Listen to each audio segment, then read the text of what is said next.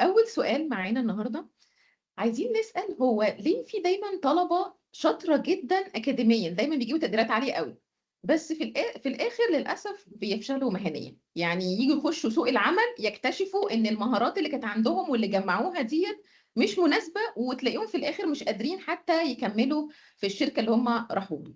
فإيه رأي حضرتك كده؟ يعني ليه الأسباب؟ يعني إيه اللي ممكن يكون بيحصل يخلي إن في جاب كده ما بين الحاجات الأكاديمية بتاعتهم وسوق العمل في الآخر؟ طيب، بسم الله. آه مبدئيا هي الكيس دي مشهورة جدا يا دكتورة. والحقيقة خليني أفنطها لجزئين. الجزء الأول إنه في ناس شاطرة أكاديميا بس ما بتنجحش عمليا. الجزء الثاني إنه في ناس شاطرة عمليا وما بتنجحش مهنيا. اه. فالكيس الأولانية آه بيبقى شخص مركز قوي في الكتب بس مش بيمارس بإيده. بيبقى واخد النظرية، مش يعني مش بيحاول في العملي بتاعها. آه، الأسس بتبقى هي ال الشيء اللي بيجذبه، فبيجري ورا الأسس. طيب تعال نجرب بإيدينا، تعال نعمل حاجة عملي، يخاف. فده بيبقى شاطر أكاديميا قوي وبتلاقي تقديراته خطيرة، بس ينزل السوق ما يعرفش يشتغل. فده الشق الأول. فلا بد من الربط. والحمد لله يعني اعتقد الجامعه دلوقتي، وانا الحقيقه شفت ده بعيني في جامعه اسكندريه، الربط بين الماركت او الماركت ديماند وبين الجزء الاكاديمي اللي انا بديه. ده شق. الشق التاني بقى، الشخص اللي شاطر قوي عمليا بس ينزل الماركت ما يتقبلش في انترفيوز. مهم. ايه بقى الحكايه؟ الحكايه هنا بتبقى في البيرسوناليتي. تبقى حاجات كتير قوي، مشاكل كتير قوي ممكن تكون عند الشخص ده. اولا انه يبقى انتروفرت، هو منطوي وبيقلق من انه بيواجه الناس. واول ما بيواجه الناس بتلاقيه بيعمل حاجات غريبه او بيتوتر جدا لدرجه ان هو ما بيعرفش يجاوب على حاجه، او بيتصرف بعدوانيه شديده اثناء الانترفيوز. مهم. آه تاني مشكله الكبر، انه لما حد بيعلمه حاجه او حد بيقول له اعمل كذا بيقول لا انا هعمل احسن، او انا هم يعني هيعملوا لي ايه. والحقيقه انا شفت ده بعيني كتير. ليه يعني؟ زي في فتره من الفترات كان انتشر فيديو عن اتش ار، هو اتكلم بشكل صعب شويه. بس الحقيقه ان هي دي الحقيقه، وهو ده هي دي اداب الانترفيو. انه لما حد دخل عليه المكتب قعد قبل ما يتقال له اتفضل اقعد. الحقيقه انا كنت شغال يعني من ضمن الاماكن اللي اشتغلت فيها شركه ما. فاحد الكانديديتس دخل علينا المكتب. انا كنت بزنس ديفلوبمنت مانجر، وكان معايا سي تي او والسي اي او، ده كان مكتبنا. فقعد الولد، فاللي كان هيعمل له الانترفيو كان السي تي او. فقال له انت ايه اللي قعدك؟ احنا الميتنج روم هي اللي هيتعمل فيها الانترفيو. فهو ساعات بيبقى الموقف عامل كده. الحاجة التانية، أنا لو دخلت مكان، يعني دايما بقول لأولادنا في المحاضرات، أنت حتى لو رايح لخالك ما تقعدش قبل ما يتقالك اتفضل اقعد، هو الآداب كده. فساعات بيبقى فيه كبر. يعني الراجل اللي كان بيتكلم على الفيديو ده، الناس يعني زعلت منه جدا وانتقدته بالشده على السوشيال ميديا. يا جماعه هو ده الطبيعي في الانترفيوز، احنا بنعمل كده، هو ده بيبقى الطبيعي. انا ما بقعدش الا لما بيتقال لي انا بلبس حاجه معينه، انا بعرف قبل ما بروح حاجات معينه. فلا الناس ساعات للاسف، وخصوصا ولادنا حديثي التخرج بيرفضوا التعلم. فاحنا يعني دي تاني حاجه، يبقى دي تاني حاجه بنتكلم فيها، ان الشخص يبقى عنده كبر. تالت حاجة انه كسول، ان الشخص يكون عنده كسل في انه يبحث عن ازاي يطور من الانتربيرسونال سكيلز عنده، مهم. المهارات الشخصية، المهارات اللي تخليه better candidates. خليني اقول لحضرتك على حاجة مهمة، انه احنا النهاردة تكنيكلي بننافس جلوبالي، ما بننافسش لوكالي. وبالتالي انا بنافس في مجال الاي تي بنافس المصري، بنافس الهندي، بنافس الباكستاني، بنافس الامريكي، بنافس ناس تانيين. واللي يميزني في الماركت المصري او حتى في الانترناشونال ماركت هي الانتربيرسونال سكيلز، لان تكنيكلي الواقع اللي لازم نعترف بيه انا في مني كتير، انا في مني كتير، وقد تكون اسعارهم بير اور ارخص مني. والحقيقه دي منافسه بتقوم عليها اقتصادات دول. يعني في دوله من الدول اللي انا قلتها دي almost 70% من اقتصادها من دخلها القومي من صادرات تكنولوجيا المعلومات.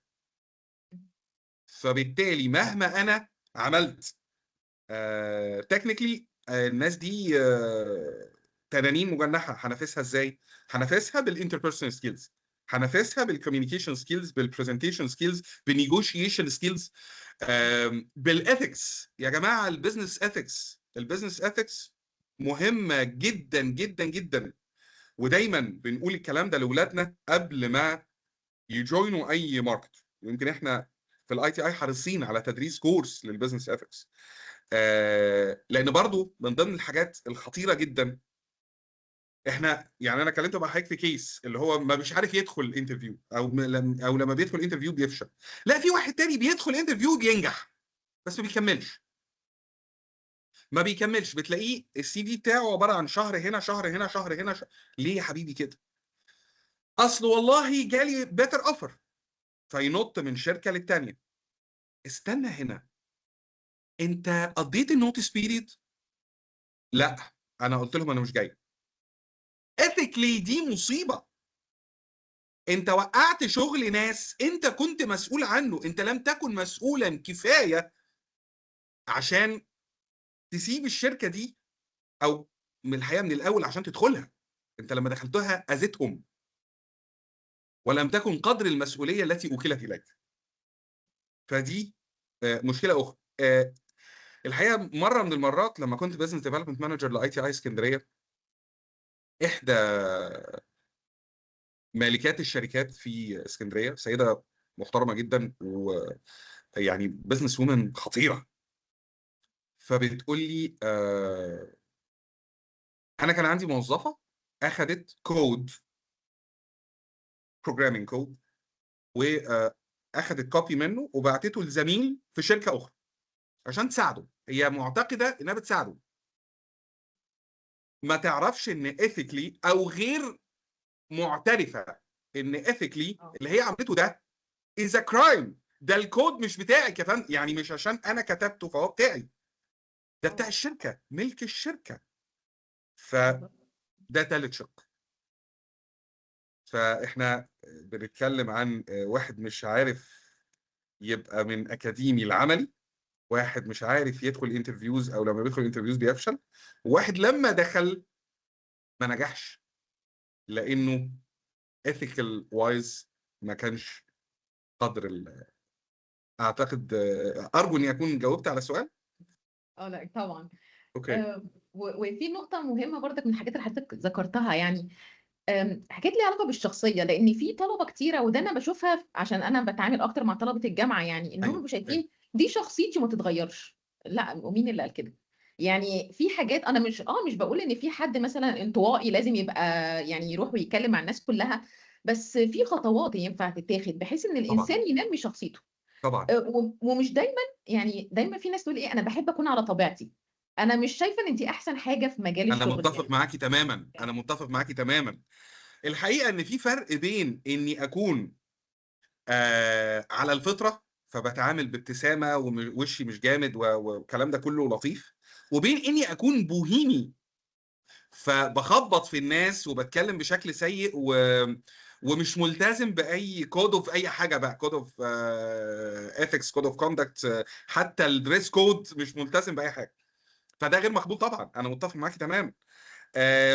من الحاجات اللي عايز برضو اقولها، لما الولاد بيجوا لنا يقدموا في اي تي اي، بيبان قوي الفرق يا دكتوره بين اللي كان مشترك في ستودنت اكتيفيتيز وبين اللي ما كانش مشترك في اي حاجه خالص حتى لو جايب امتياز مرتبه شرف.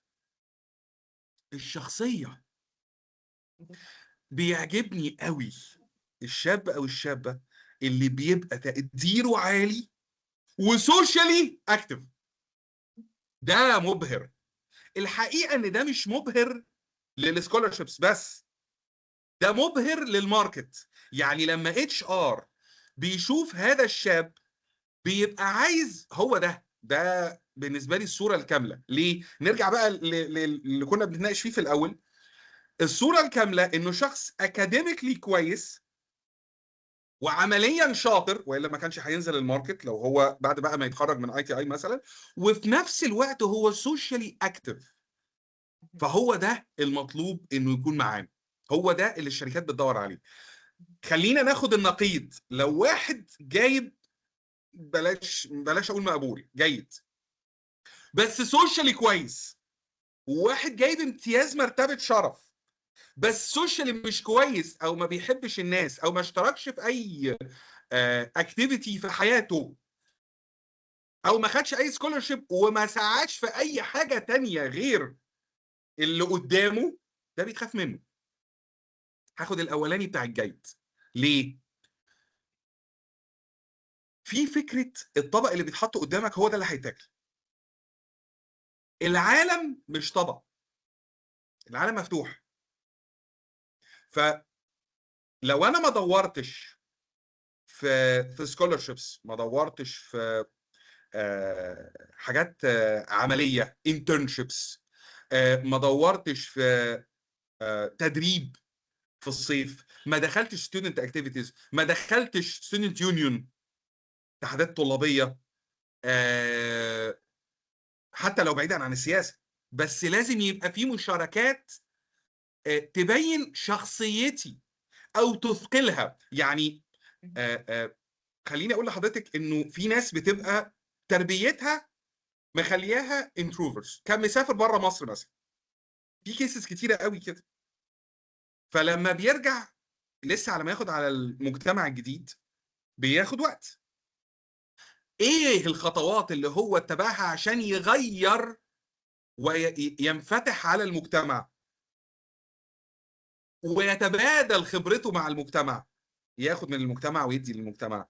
مفيش. اخاف منه ده، اخاف منه على طول. لان ده لما هيدخل لي الشركه، ودي كيس شفناها وفيدباك اخذناه من الشركات، في ناس بتبقى قاعده ورا جهاز ما بترفعش راسها، يعني ما بتكلمش الناس، ما بتشاركش في اي حاجه ممكن الناس تستفيد منها او هي تستفيد من الناس. ده بيعمل ايه؟ بيقلل من الكريديبيليتي، بيقلل من المصداقيه بتاعت الشخص. تخيلي حضرتك معايا واحد انا عارفه وعارف فكره وعارف اخلاقياته لاني بتعامل معاه كتير، واحد تاني طول النهار قاعد ورا مكتبه، ورا جهازه، ومكتبه ده ورا عمود. يعني عادة الناس دي بتختار، عارفة ابعد واحد ايوه بالظبط كورنر. كده. فلو الاتنين جولي بافكار اثناء مشكلة انا موجود فيها كمانجر او كبزنس اونر، تفتكري هسمع لمين؟ للي انا اعرفه. ما هو له عندي ويت، له عندي وزن، هصدقه هو اكتر. صنعه مسبقا بتصرفاته، فبالتالي هثق فيه. انما التاني اللي انا ما اعرفوش ده هو قد يكون شاطر تقريبا، يعني احنا مش عارفين لما يطلع من ورا العمود، انما هو مش معروف بالنسبه لي دماغه فيها ايه. بالظبط، بالظبط. انا يمكن من خبرتي بقى في الجامعه اكتر، وزي ما قلت في المانيا مثلا شفت الموضوع ده قدامي. هم يعني احنا لما مثلا الاقسام او كده بتيجي تعين حد جديد، هم بيبقوا عايزين يعرفوا ان هو ده انسان، مش مجرد ان ايوه، هو مجموعه من مش آلة. المهارات. ايوه. مش آلة. لان انا شفت قدامي ان لما حصل مره، بس ده كان في سويسرا وكان اختيار خاطئ. كانوا اختاروا حد لانه شاطر جدا في التكنيكال، يعني شاطر جدا، ايوه. ولكن ما اخدوش بالهم ان هو المهارات التواصل عنده ممكن يكون فيها مشكله. ايوه. وهو هو واحد بس وسط مجموعه كبيره، بس مم. في الاخر هو وقع المجموعه. يعني شخص واحد بس عمل مشاكل مع ده ومع ده ومع ده. في الاخر المشروع كان الجامعه كانت واخده 2 مليون يورو، خسروه، خسروا الفلوس ليه؟ بشخص واحد بس اتعين مم. غلط، وقع الدنيا في بعض. كان بعد هو ما كان الليدر؟ عندي لما كانش ليدر كمان، ده كان اصغر واحد فيهم المفترض، بس فضل يعني كان صفاته الشخصيه كده، هو كان بيوقع ما بين الناس. يعني ده فلان عمل كذا، ده فلان عمل كذا، الناس اللي هي عارفه بعض اوريدي، لا هو وقع الدنيا خالص، مع انه كان شاطر، لان هو كان عايز، هو كان فاكر ان هو كده هيبرز نفسه اكتر لما هي وقع دي اللي حواليا. الاثكس يا دكتوره، هي دي الاثكس، ما مش الاخلاقيات موجوده اللي بقى يعني. بنتكلم عنها. الولاد عاده لما بنيجي نتكلم في موضوع الاثكس ده، للاسف انه كتير من ولادنا الصغيرين ما بيهتمش، يعني بيعتقد ان هي حاجه كومبلمنتري، حاجه مكمله. صدقوني يا جماعه دي حاجه كور، انه انا ممكن اكون اطيب حد في العالم، بس باظهر للريكروتر اني شخص سيء، اني شخص لا يعتمد عليه، اني شخص غير اجتماعي. ما تعملش كده في نفسك. لازم تاني، ورجوعا لكلام حضرتك، الاهتمام بالانتربيرسونال سكيلز والاثكس، الاثنين بيكملوا بعض، والاثنين هو ده التنافسيه اللي طالعه دلوقتي. طب خليني اقول لحضرتك على حاجه. الاي اي ودايلمة الاي اي، هو مش في حاجات انا ممكن اعتمد عليها توتالي، حتى لو انا طبيب عظم، يعني هقول لك ايه بقى بره المجال خالص بقى، مش في حاجات توتالي انا ممكن اعتمد عليها او بيها او فيها بالاي اي، على الاي اي، صح؟ طيب ليه بروح اتعامل مع ناس؟ عشان هفهمهم وهيفهموني وهيعملوا لي اللي انا محتاجه بالظبط، هيبقى في اناليسز، هنتكلم مع بعض.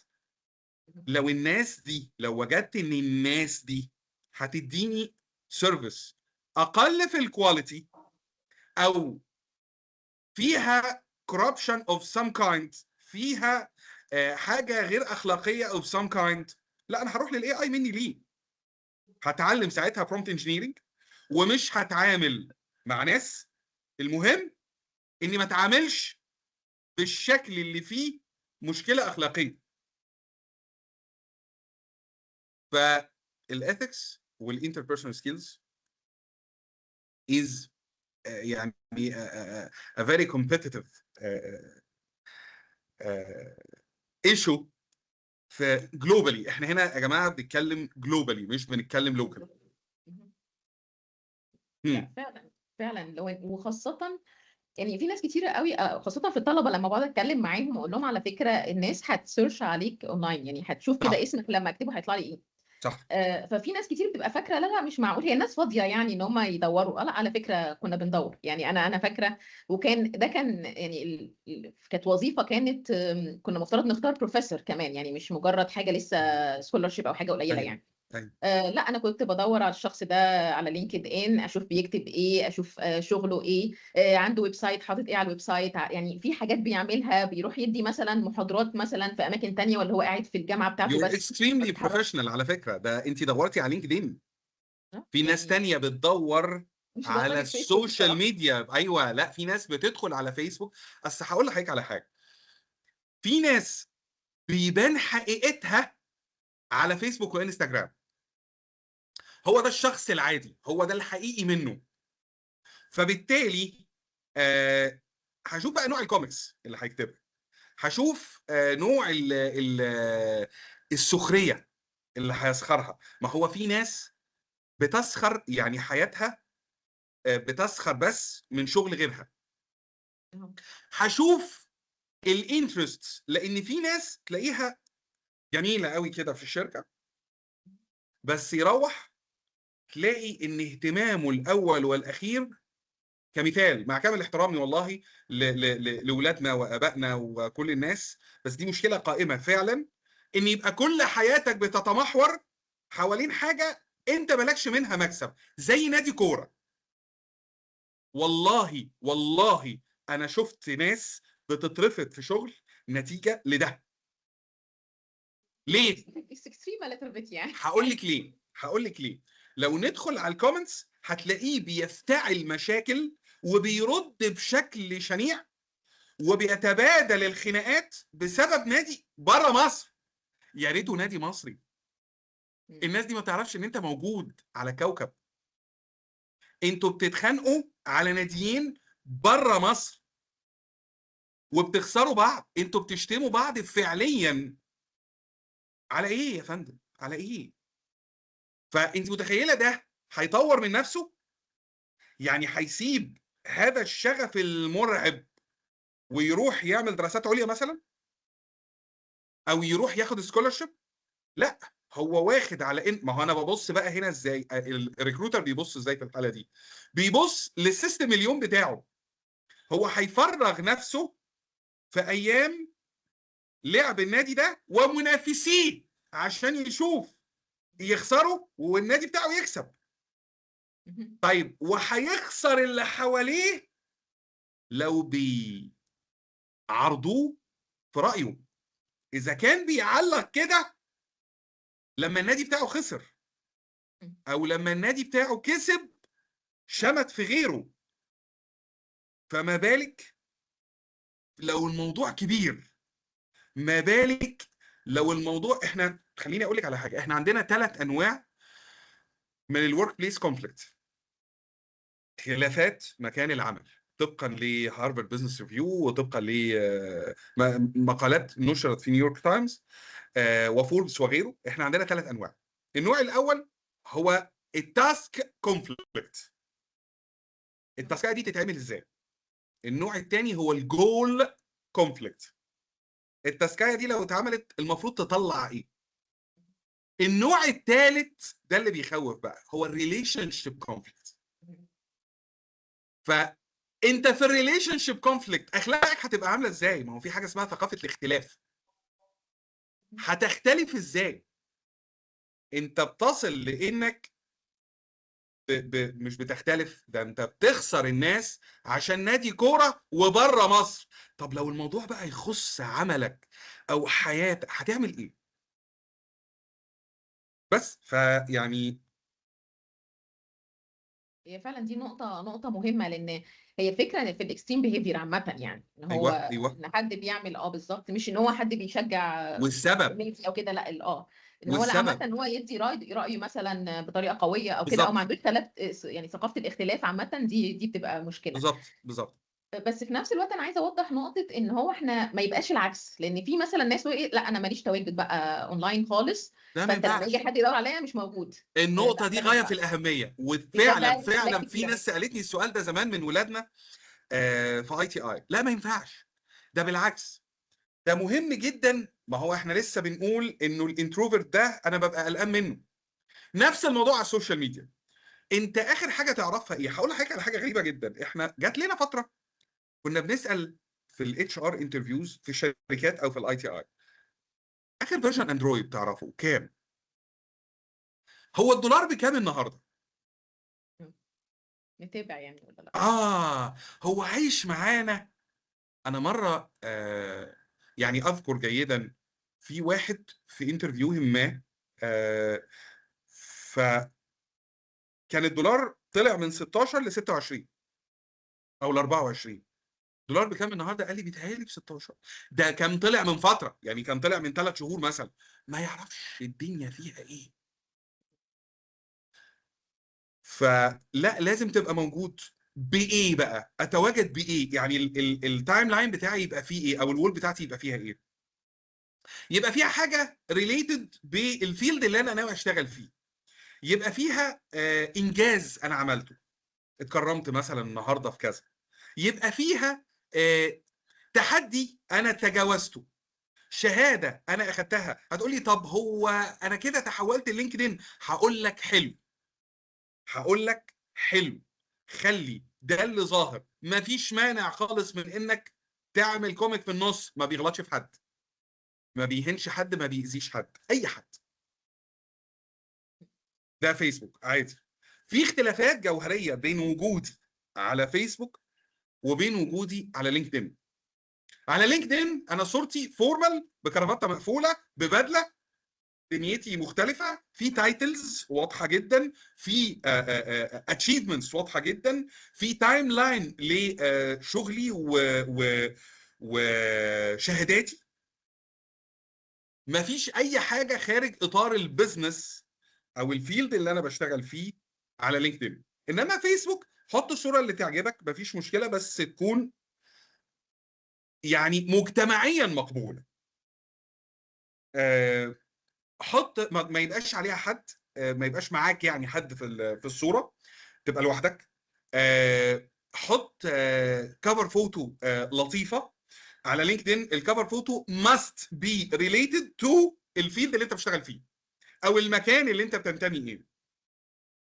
على فيسبوك لا، على فيسبوك ممكن تحط لاندسكيب، ممكن تحط صوره خدتها في الجونه ولا في الساحل ولا في الاسماعيليه ولا في اي حاجه جميله من الحاجات اللطيفه دي، ولا في سويسرا زي حالاتك، مفيش مشكله. فده جميل، مفيش مشكله. على لينكدين ما ينفعش، ما ينفعش احط صوره لاندسكيب. فما فيش مشكله من تواجدي على فيسبوك بدم خفيف، بحاجات لطيفه، بكوميكس لطيفه، ما بتغلطش في حد، ما بتتريقش على حد، ما بتقللش من حد، ما بتستفزش حد. ودي نقطه مهمه جدا، انك ما تستفزش الناس، ما تستفزش الاخرين. هناك فرق بين اني اقول رايي السلمي وبين اني اكتب حاجه مستفزه، وبعدين لما حد يجي يعلق اقول ايه؟ والله ده الوول بتاعي انا ليه يا حبيبي؟ طب ليه من الاول؟ ما هو انت قلت رايك في حاجه خارجيه، فطبيعي يعني. لا، بالتاكيد الماركت مش بيحب ده، يعني الماركت مش بيحب الشخص المستفز، لان ده بذره ترابل ميكر. لما يجي لي جوه الشركه هيبقى ترابل ميكر. بالظبط. فده هقلق منه. فعلا والله هي دي كلها معلومات مهمة يعني. وحتى بحيث اللي هي الصور او كده يعني. انا ما بحبش عامة اتكلم على الفيسبوك كده والانستجرام، لان دي حاجات شخصية. بس اقصد على لينكد ان بس مثلا. خلي بالك الشركات بتشوفها. في اه نوع من الشركات، في ليفل فوق كده من الشركات بيشوفوها، بل ان الابلكيشنز اللي بيملاها هو اونلاين قبل ما يروح الانترفيو بيطلب منه بيبقى فيها السوشيال الاكونت. ميديا اكونتس. صح. هو بيعرف بيرسوناليتي، مش عايز سي في، هو عايز بيرسوناليتي عشان يضمن ان البيرسونا اللي داخله عنده دي مش هتبقى ترابل ميكر، مش هتبقى آه مقاومه. لا، ما هو اصل في حاجه اسمها اورجانيزيشنال كلتشر. فهناك فرق بين الفاليوز اللي عند الشخص اللي ماست ميت الاورجانيزيشنال كلتشر قبل ما يحصل الهايرنج. فبالتالي عشان ده يحصل لازم اعرف الشخص ده قبل ما يجي لي، مش ههايره الاول حتى لو في بروبيشن بيريود. حتى بالظبط كده، حتى لو في بروبيشن بيريود اللي هي اول 3 شهور. لا انا يعني هغامر ليه؟ اصل هو يعني اولا هو هيجي هياخد مكان، هياخد تدريب، هينفست فيه. لان انا في الفتره دي البروبيشن بيريود انا ممكن اخليه ياخد سيرتيفيكتس، مش اني بس اقعد اختبر فيه، لا انا هانفست فيه. فساعات بيبقى موضوع السوشيال ميديا ده مهم، معلش يعني لازم برضه نؤكد. والله بتتشاف، اصل ده اتقال لي شخصيا يعني مع شركات لما كنا بنريكومند اولادنا للشركات يعني. ممكن. وحتى لان زي ما انت ما قلت ان حضرتك قلت يعني ان ممكن تكون مشكله ان احنا نعين حد غلط، مش هنلحق حتى نعدي ال3 شهور. يعني انا المثال اللي قلت عليه اللي هو ايوه، المشروع اللي كان ب 2 مليون ووقع ايوه، ده، هو وقع في شهر واحد. يعني تخيل الشخص ده مجرد دخوله المجموعه شهر واحد وقعها. ده شخص قنبله. وكان كان فظيع يعني. وكان اول دليل كانت اول يعني بدات ريد فلاج حصلت ان الناس بدات تشتكي منه، ما حدش صدقهم والكلام ده. فالناس الشاطره جدا في المجموعه مشوا. فدي كده علامه. يعني انا لو انا اوكي، مثلا مكان مانجر او حاجه، واخد بالي ان التيم بتاعي اكتر ناس شاطره بدات تمشي، ده ممكن لازم اركز اشوف ايه اللي حصل طبعا، يعني. طبعا. بس هو يعني ما لحقش يعني. هو كان شهر الدنيا باظت خالص يعني. ده رهيب، ده جبار قادر اه يعني. ف... فالكوست عالي. هو ده اللي قصدي عليه، ان الكوست ان احنا نجيب حد صحيح. مش لازم يكون شاطر. لان هو حتى لو مثلا، ودي بتحصل فكره كتير خاصه مثلا في مجال الشغل الاكاديمي يعني، بنعين حد طالب دكتوراه او بوست دكتورال او كده، ويكون عنده مهارات اساسيه احنا محتاجينها مش عنده اساسا، لاي سبب كان يعني. عادي هنعمل له تريننج، هنروح نخليه يروح مثلا ياخد كورسز في مكان تاني. ايوه، يعني الجزء المهاري ده ممكن يوصل له. لكن لو هو شخصيته من الاصل فيها يعني مشكله وبتعمل مشاكل اكزاكتلي، وكده، لا دي بتبقى صعب جدا حلها اكزاكتلي. يعني. للاسف يعني. ف... في حاجه ف... تانية بتبان على فكره برضو في موضوع الشخص البيرسوناليتي عنده فيه مشكله، الكوميتمنت، الالتزام. والالتزام بيبان في حاجتين. اولا اللي قلناه من شويه، اللي هو اول ما يجي له اوفر يروح على الشركه الجديده حتى لو زياده ب 100 جنيه. التاني ده بقى ده مشكله فظيعه جدا بقى، يقعد معاكي في الانترفيو يوعدك يعني وعود فظيعه. انا I work to learn not to earn، وانا مش عايز اشتغل الا عشان اقعد اوفر تايم، وانا بتاع الشركه وانا ابن الشركه. الساعه 5 تلاقيه حاطط الشنطه باللابتوب وقاعد مستني الباب يفتح، جرس الفسحه يضرب، وتلاقيه استخبى راح. فيجي المانجر بتاعه في اخر اليوم، والله يا جماعه احنا عندنا ضغط، معلش هنقعد النهارده شويه. ايه ده؟ هو فلان فين؟ مشى داب اوريدي. داب اختفى، اول واحد بيمشي. الله، طب فين الوعود؟ مفيش. فدي برضو من النقاط الخطيره اللي بتؤخذ على. طيب نقطه كمان اخيره عشان نقفل الحته دي. يا جماعه رجاء رجاء رجاء، اي حد بيردد جمله على قد فلوسهم ده كارثه. اولا دينيا، التزويغ والكلام ده اللي هتاخده في الوقت ده فلوس حرام. ثانيا اخلاقيا، لان حضرتك كده بتدمر your own reputation.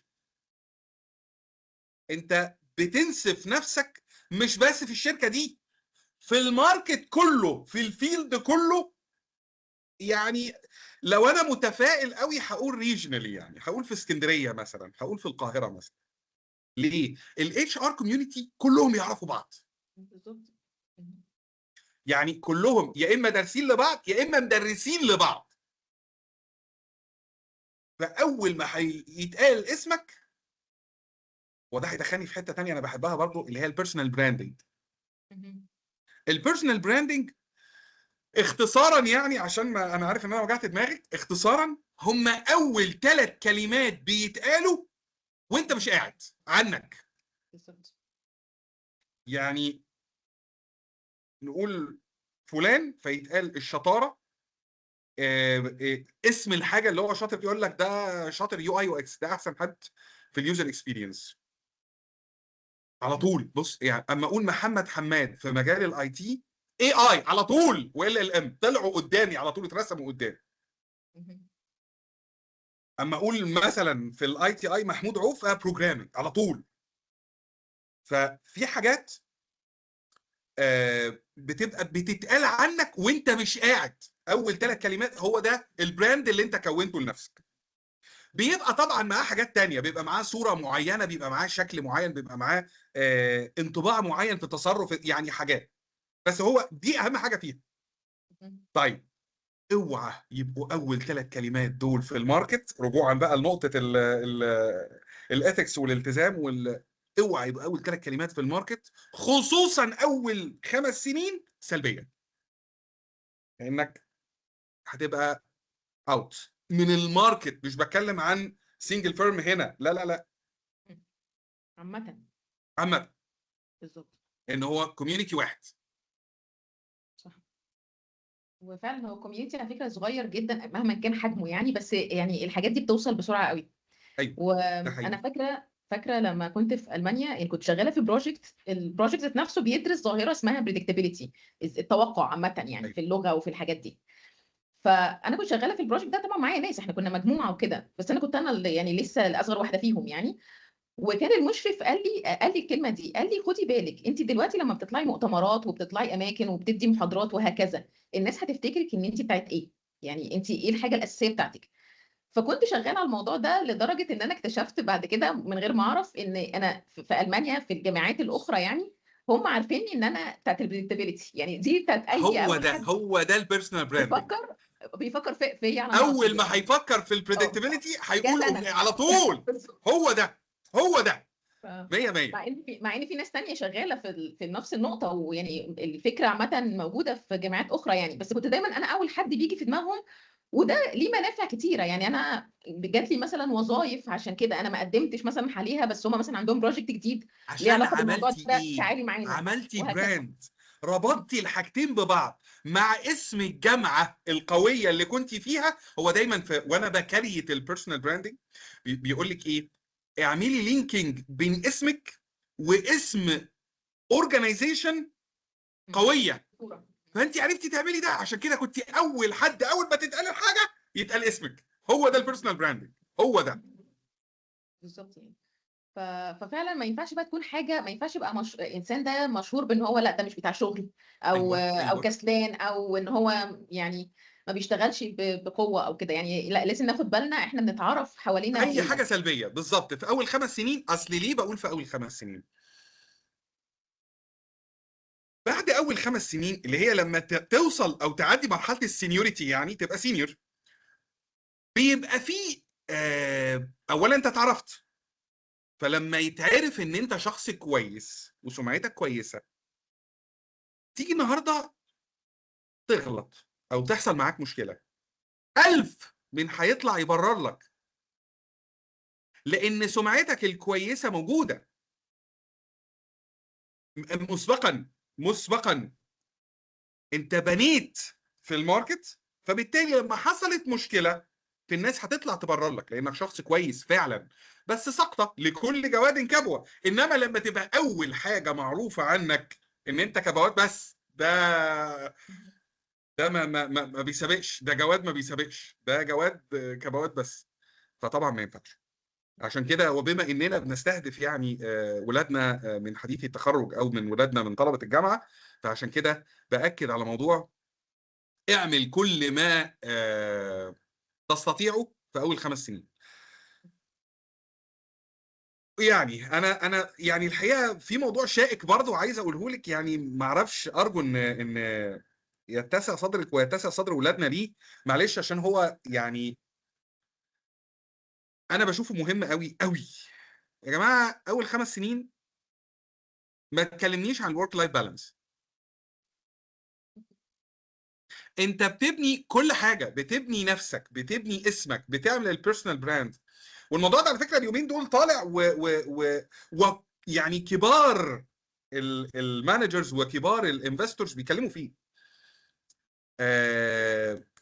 بس هو في حد يعني ضده خالص زي العظيم وائل فخراني، ده ضده خالص، قال لك مفيش حاجه، مش هتحصل، مفيش حاجه اسمها ورك لايف بالانس اساسا.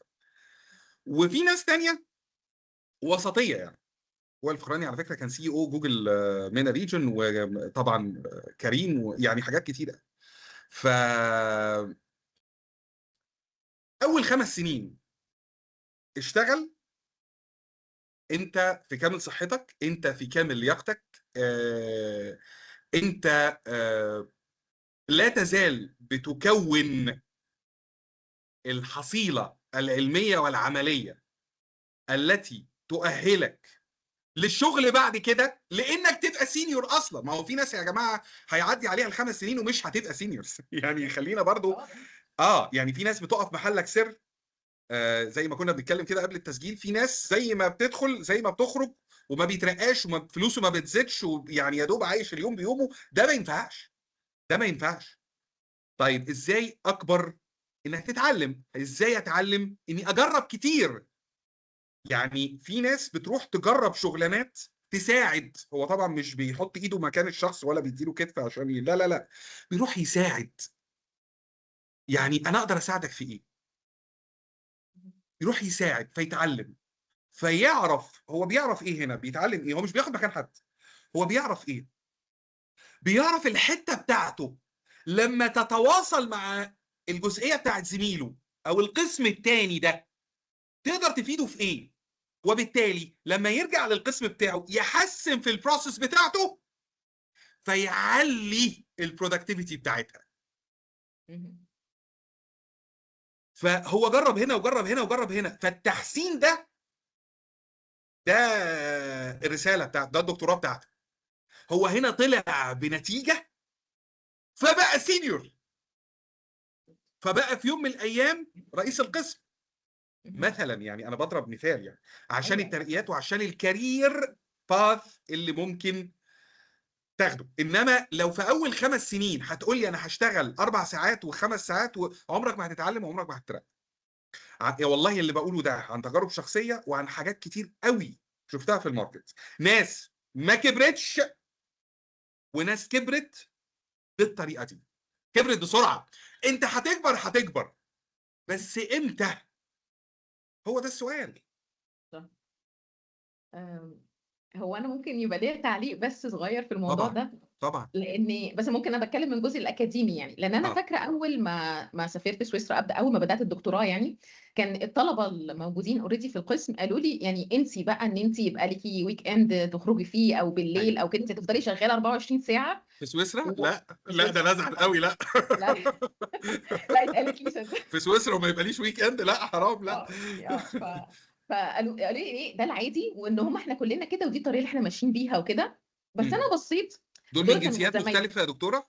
لا جنسيات مختلفة، بس في تمام. منهم كمان من سويسرا وأوروبا يعني. بس أنا اه قصدي أنا لما بصيت قلت هما بقالهم قد إيه في الدكتوراه بتاعتهم، ألاقي حد بقاله اوريدي 5 سنين 6 سنين ومفيش أي أمل إن هو قرب يخلص أو كده يعني. ايوه فأنا ايوه. صراحة قلت أنا مش هاخد النصيحة منهم الصراحة.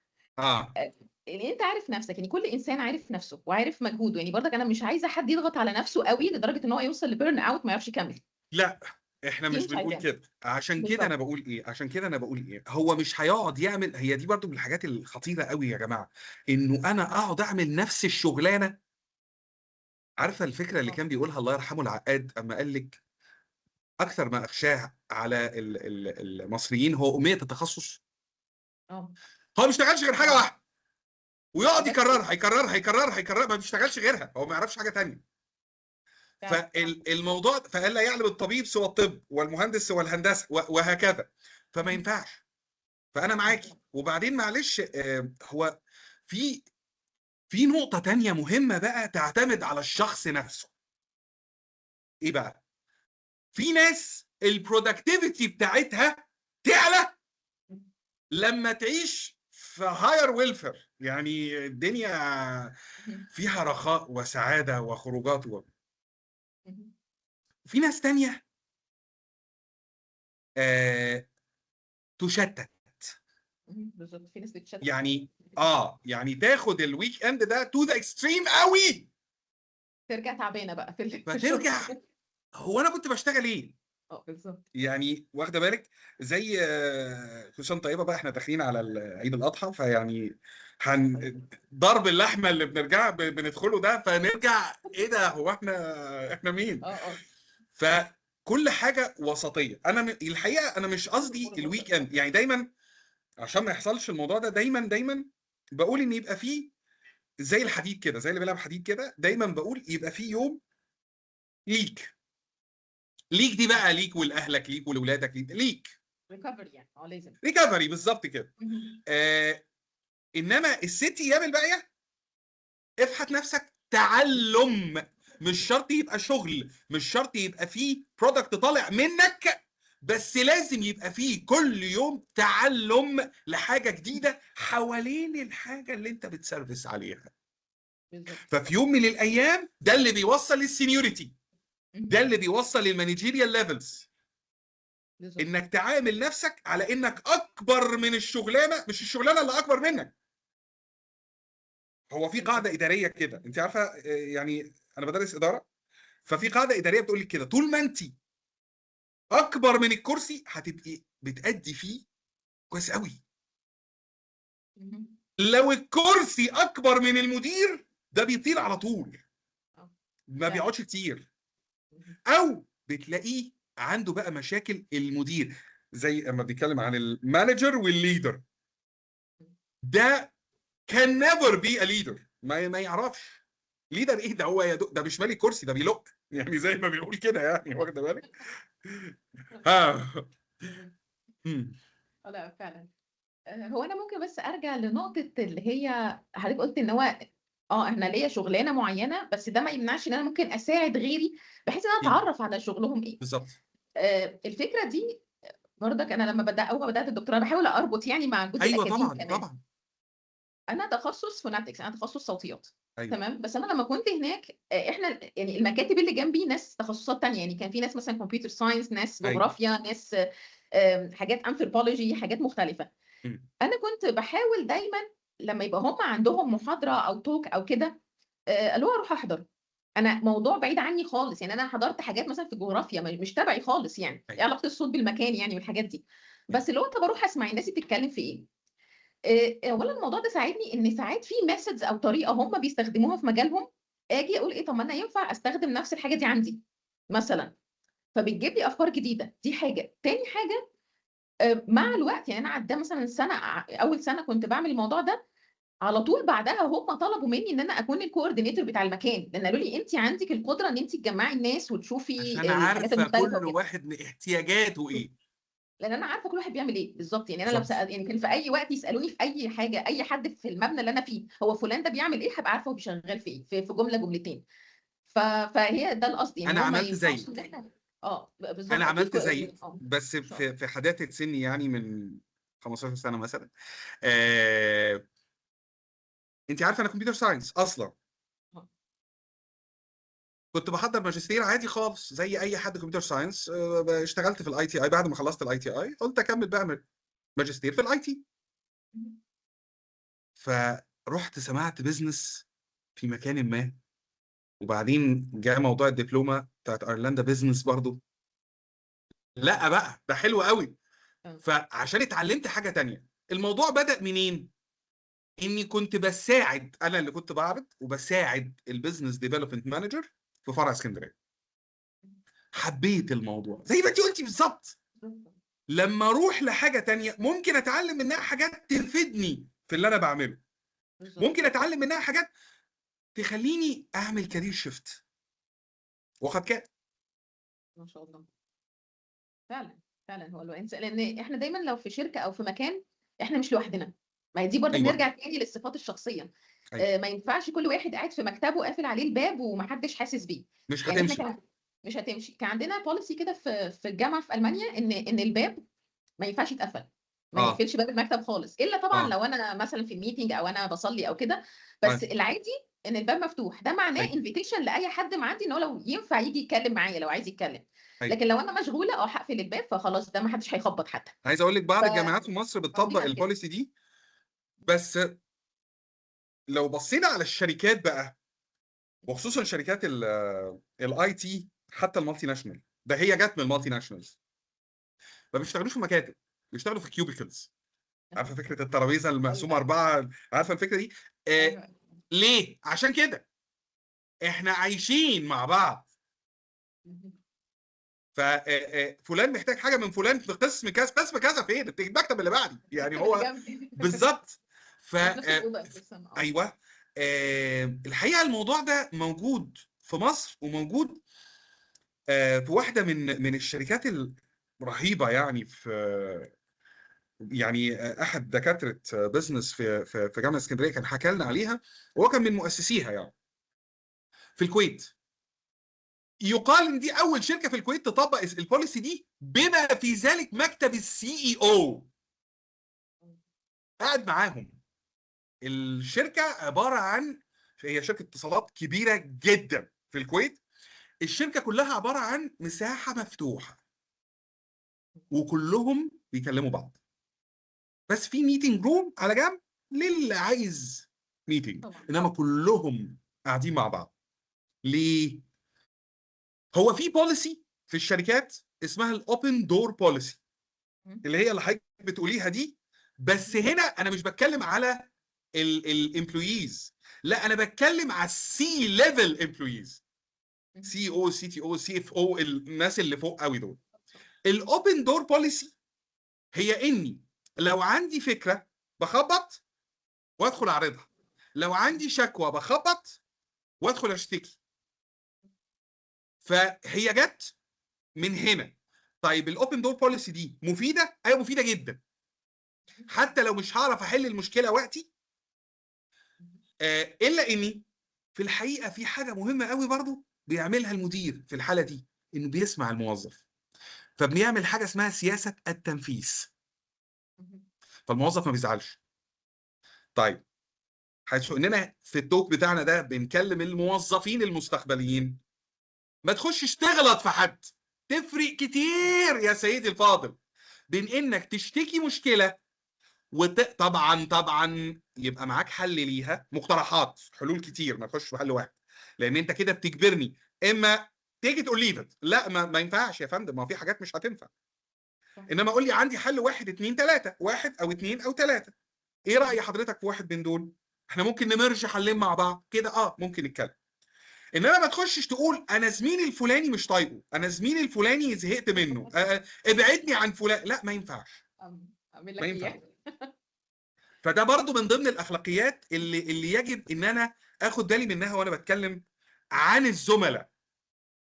زي ما اروح شركه وانا جوه انترفيو، وده ان شاء الله هنتطرق له في محاضرتنا الثالثه، لما يقول لي هو انت سبت شركتك اللي فاتت ليه؟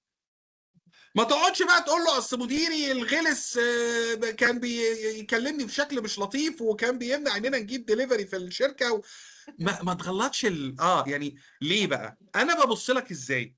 لما انت تغلط في اللي فاتوا معايا، يبقى هتغلط فيا مع اللي بعدي. اللي بعد بالظبط كده. ف يعني ما دي لازم تكون بروفيشنال، ما هي دي الفكره، ان احنا هو ده انا دايما بتكلم فيه، ان احنا زي ما قلت احنا مش في الشركه او في الشغل عامه دول مش ناس صحاب، واحنا مش لازم نتكلم بطبيعتنا قوي. يعني حتى لو انا مثلا متضايقه من حد او كده، ما ينفعش افضل اتكلم مع باقي الزملاء مثلا عن الشخص ده. دي مش حاجه بروفيشنال انها تحصل في الشغل. يعني دايما نتكلم عن حاجه نحلها. وعادي جدا، ولازم برضك حاجه دايما بقولها للطلبه، يعني نفصل ما بين ان دول صحابنا بره وان دول زمايلنا في الشغل. لاني بلاقي ان هو بتحصل مشاكل بتحصل من النوع ده، لان هو لا، ازاي هو يقول لي كده او ازاي يعمل كده، هو مش عارف انا مين او كده، احنا عارفين بعض بقالنا سنين. لا، احنا م- دلوقتي بنتكلم في حاجه ليها علاقه بالشغل. م. ف... فدي بتحصل مشاكل كتير من الجهه ديت يعني. وزي ما قلت على فكره، كان في ناس عادي ممكن اكون مش طايقه حتى اسلم عليهم مثلا شغالين مع بعض، بس وانس دخلنا الميتنج احنا بنعرف شغلنا وبنتكلم مع بعض، ده عادي بالظبط، بروفيشنال. بالظبط، فدي بالظبط. مش لازم نكون صحاب، مش لازم نكون. يعني دايما دلوقتي في موضه جديده ان هو لازم بيئة العمل تبقى بيرفكت يعني، والناس كلها بتحب بعض، والناس لا، على فكرة يعني ده صعب ان هو يحصل، لان انت لو جمعت اي بشر في اي مكان هيحصل اختلافات ما بينهم. هيحصل اختلافات بالظبط كده، طبيعي. بس ما يكونش من النوع الثالث. يعني بالظبط، احنا خلي بقى ناخد بالنا. الاختلافات، نخلي الاختلافات من النوعين الاولانيين. ليه؟ لو انا مختلف مع حضرتك على التاسكايه تتعمل ازاي او المفروض تطلع ايه، نتناقش. فخلافنا ده هيطلع ايه؟ الافضل للشغل. بالظبط طبعا. فخلافنا ده صحي، خلافنا ده كويس، مهم. وبعدين احنا الاثنين نقعد ننفذ بعد كده. انما لو خلافنا ده شخصي، لا، دي مشكلة بقى. وصدقيني بتبقى على حاجات، والله العظيم بتبقى على حاجات صغيره قوي. انا جيت لقيت فلانه على مكتبها المج بتاعي، ايه ده؟ اه انا على جيت فكرة بتحصل في كل حتة، مش ايوه، مش هنا بس. بتحصل. فلا يجب اننا نصغر كده الامور يعني. آه. فلو من الخلاف. طيب، في حاجه تانية تعقيبا على موضوع البيزنس فريندشيب، لانه في المصطلح ده موجود. البيزنس فريندشيب لحد التسعينات الكتب كانت بتحذر منها، مهم. بتحذر منها. يعني ما تعملوهاش يا جماعه، احنا مش اصحاب. النهارده بس مش للموظفين، يعني كلامك صح مش غلط. انا بس للمديرين. بنقول ايه للمديرين دايما واحنا استفيد من البيزنس فريندشيب. مم. ليه؟ وخلي بالك من مشاكلها. مشاكل البيزنس فريندشيب ايه؟ اولها واهمها انتشار الشائعات. اولها واهمها انتشار الشائعات. ايه ده في مكافأة الشهر ده. مين اللي قال؟ لا، ده كده مع نفسي. مم. او واحد قال لي في مكان ما وهو معلومته مش موثوقه. فالبيزنس فريندشيب هيؤدي لايه؟ لان احمد هيقول لمحمد، هيقول لحسين، هيقول لعبد السلام، الاربعه عشان اصحاب فحبوا يبشروا بعض. ما انا لازم اخد بالي من الكالتشرال ايشوز. احنا الايشو الرهيبه اللي عندنا ايه في الكالتشر؟ ان احنا بنحب نبشر بعض. فانا هنشر الشائعه. مهم. نشر الشائعه، فين المكافاه يا احمد؟ بالظبط. هم اللي قالوا لي. هم مين اللي قالوا؟ لا، مش فاكر. خلاص بقى الموضوع انتشر خلاص. بالظبط. ف دي واحده من مشكلات البيزنس فريندشيب. النهارده الاستفاده ايه؟ الاستفاده الحقيقه لو انا كمدير عرفت اعظمها هستفيد كويس. اولا، الناس هتشيل بعض في الشغل. مهم. لو واحد غاب التاني ممكن يشيله. ثانيا، فكره انه اعلم حد تاني حاجه انا اعرفها وهو ما يعرفهاش. في ناس للاسف بخيله، بس لو صاحبي هعلمه. مهم. طيب، الحاجه الثالثه بيبقى شكل العلاقه بين الناس يعني انا اعرف شركات منها ايه نظم بالمناسبه almost 100% اي تي اي. ما شاء الله. تعالي شوفي شكل العلاقه بينهم، ما شاء الله ما شاء الله. ده مثال طبعا، ربنا يحميهم يا رب ويبارك فيهم. يعني انا يعني اللي بيبقى من نفس المكان او بنفس الكالتشر بيفهموا بعض، بيصاحبوا بعض، ساعات بيتجوزوا من بعض، عايز اقول لك يعني. فممكن استفيد من ده كمدير، ممكن استفيد من ده كمدير. طيب اتجنب ايه اللي قلناه؟ الشائعات، فلا بد من التثبت من اي معلومه هتجيلي، وتجنب العنعنه، او يعني عن فلان الاخير. انا عايز الاخراني، مين مصدر المعلومه؟ التشين دي لازم هتوصلني للمصدر. تعالى يا مصدر، مين اللي قال؟ هيقول لك لا ده اجتهاد مني كده. لو وصلنا لمرحله ده اجتهاد فاعلمي اننا في مشكله كبيره. بالظبط. فهو البيزنس فريندشيب موجوده، بس مش في كل الاورجنايزيشنز يعني. وساعات القرابه بتمنع. يعني برضو من ضمن بس ده مش معناه، وهنا كلام لاعزائنا الحديث التخرج، مش معناه يا عزيزي ان انت تروح انترفيو وتقول اصل انا استاذ اشرف ابن خالتي موجود عندكم في نيفر ايفر. اصل انت كده بتحطني في واحد من 3 مواقف. اما انك عارف ان انا وهذا الاشرف اصحاب، فانت بتحاول توسطه وتاخد مني الشغلانه بسيف الحياه، فانت كده بتصغر نفسك. لا، خدها بدراعك، خدها بقدراتك، خدها بالبرسوناليتي بتاعتك. يبقى ادي اول مشكله. المشكله الثانيه ان انا وهذا الاشرف اعداء، فلو انا عينتك ابقى بعمل له حزب في الشركه، مش ممكن هعينك. المشكله الثالثه ان اشرف يكون في النوتس بيريود. اشرف مشي، استقال، وما قالكش. بالظبط، ممكن تمشي، او اللي انت جاي له يا عزيزي مش هيكون موجود اني مور، فبالتالي مش هعينك برضه. ففي ال3 حالات انت خسران. فما تجيبش سيره الشخص، بس في نفس الوقت نيفر ايفر برضه تكذب لو اتسالت. طبعا. برضه دي من الحاجات الخطيره جدا، ان في ناس، وخلي ده بقى مدخل لمحاضرتنا اللي جايه ان شاء الله، ان في ناس بتكذب في الانترفيو، وناس تانية بتكذب في السي في. تلاقي واحد اللوكيشن بتاعه الكسندريا وكاتب لك كايرو ايجيبت. انا امال ايه؟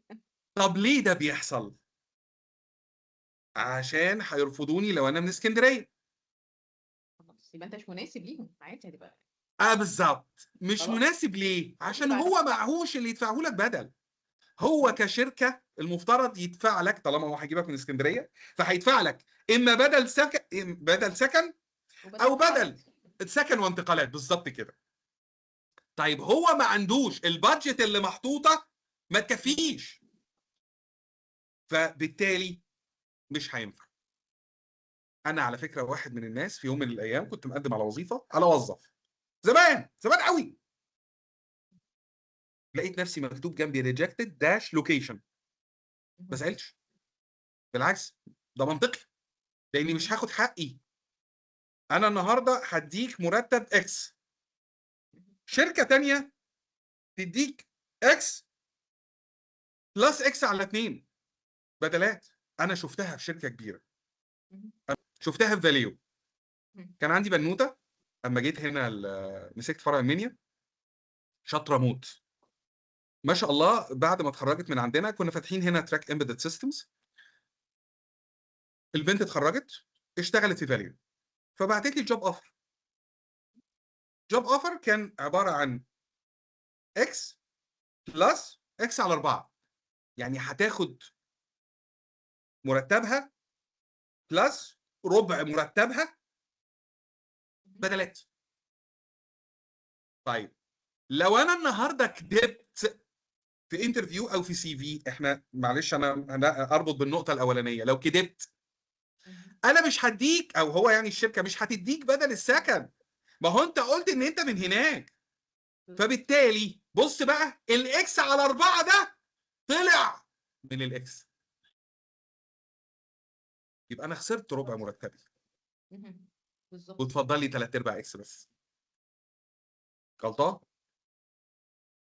يبقى مين اللي خسران؟ الشركه؟ انا اللي خسران بس. فما بنكذبش ابدا في انترفيو ولا نتجمل. نتجمل في ايه؟ نتجمل في الحاجه اللي تدينا الفيرست امبريشن، نتجمل في شكل السي في بتاعنا، نتجمل في لبسنا، نتجمل في حتى في البرفيوم. فده ان شاء الله اللي هنتكلم فيه بعد كده باذن الله. المرتين اللي جايين باذن الله هنتكلم في السي في رايتنج باذن الله، وهنتكلم في الانترفيوينج سكيلز في المره اللي بعدها باذن رب العالمين، من ناحيه بعرف ايه في المكالمه بتاعت الانترفيو، او من اول بعرف ايه في المكالمه بتاعت تحديد الداتا بتاعت الانترفيو، لحد ما اسيب باب الشركه وامشي ان شاء الله.